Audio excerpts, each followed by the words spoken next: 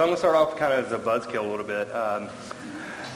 42 million people were displaced by natural disasters in 2010. Now, there was nothing particularly special about 2010 because on average, 31.5 million people are displaced by natural disasters every single year. Now, usually when people hear statistics or stats like that, you start thinking about places like Haiti or other kind of exotic or maybe even impoverished areas. But it happens right here in the United States every single year. Last year alone, 99 federally declared disasters were on file with FEMA, from Joplin, Missouri, and Tuscaloosa, Alabama, to the Central Texas wildfires that just happened recently.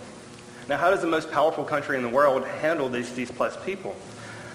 They cram them on the cots, put all your personal belongings in a plastic garbage bag, stick it underneath, and put you on the floor of an entire sports arena or a gymnasium. So obviously there's a massive housing gap. And this really upset me because academia tells you after a major disaster there's typically about an 18-month time frame to kind of recover, start the recovery process. But what most people don't realize is that on average it takes 45 to 60 days or more for the infamous FEMA trailers to even begin to show up. Before that time, people are left to their own devices. So I became obsessed with trying to figure out a way to actually fill this gap. This actually became my creative obsession. I put aside all my freelance work after hours and started just focusing particularly on this problem. So I started sketching. 2 days after Katrina, I started sketching and trying to brainstorm up ideas or solutions for this.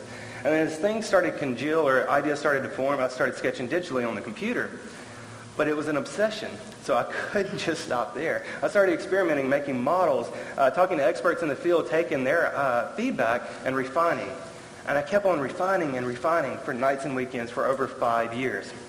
Now, my obsession ended up driving me to create full-size prototypes in my own backyard, and actually spending my own personal savings on everything from tooling to patents and a variety of other costs. But in the end, I ended up with this modular housing system that can react to any situation or disaster. It can be put up in any environment, from an asphalt parking lot to pastures or fields, because it doesn't require any special setup or specialty tools. Now, at the foundation and kind of the core of this whole system is the Exo housing unit, which is just the individual shelter module. And now it's lightweight enough that you can actually lift it by hand and move it around, and it actually sleeps 4 people. And you can arrange these things as kind of more for encampments and more of kind of a city grid type layout, or you can circle the wagons essentially and form these circular pods out of them, which give you this semi-private kind of communal area for people to actually spill out into, so they're not actually trapped inside these units. Now, this fundamentally changes the way we respond to disasters, because gone are the horrid conditions inside a sports arena or a gymnasium where people are crammed on these cots inside. Now we have instant neighborhoods outside. So the Exo is designed to be simply basically like a coffee cup. They can actually stack together so we get extremely efficient transportation and storage out of them. In fact, 15 Exos can fit on a single semi-truck by itself. This means that the Exo can actually be transported and set up faster than any other housing option available today. But I'm obsessed, so I couldn't just stop there. So I actually started modifying the bunks where you could actually slide out the bunks and slide in desk or shelving. So the same unit can now be used for an office or storage location. The doors can actually swap out.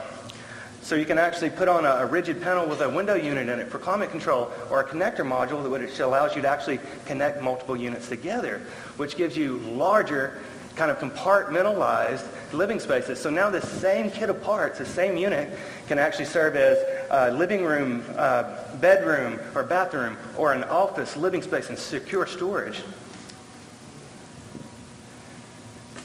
Sounds like a great idea, but how do you make it real? So at first the idea I had initially was just to go to the federal and state governments and go, here, take it for free. But I was quickly told that, boy, our government doesn't really work like that. Okay. So maybe I would start a nonprofit to kind of help consult and get this idea going along with the government. But then I was told, son, our government looks to private sector for things like this.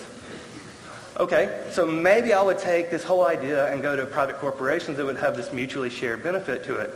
But I was quickly told by some corporations that my personal passion project was not a brand fit because they didn't want their logo stamped across the ghettos of Haiti. Now I wasn't just obsessed, I was outraged. So I decided, kind of tell myself, oh yeah? Watch this. I'll do it myself. Now this quickly, my day job sent me to work out of our Milan office for a few months. So I was like, what will I do? So I actually scheduled sleep on my calendar and spent the 8-hour time difference on conference calls with material suppliers, manufacturers, and potential customers. And we found, through this whole process, we found this great little manufacturer in Virginia. And if his body language is any indication, that's the owner, of what it's like for a manufacturer to work directly with a designer, you kind of see what happens here. But GS Industries was fantastic. They actually built 3 prototypes for us by hand. So now we have prototypes that can show that 4 people can actually sleep securely and much more comfortably than a tent could ever provide. And they actually shipped them here to Texas for us. Now, a funny thing started happening. Other people started to believe in what we were doing and actually offered us hangar space, donated hangar space to us.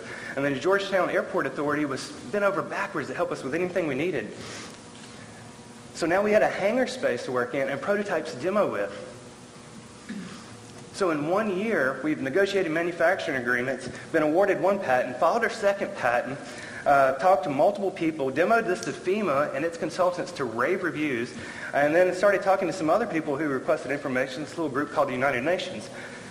And on top of that, now we have a whole plethora of other individuals that have come up and started to talk to us from doing it for mining camps, mobile youth hostels, right down to the World Cup and the Olympics. So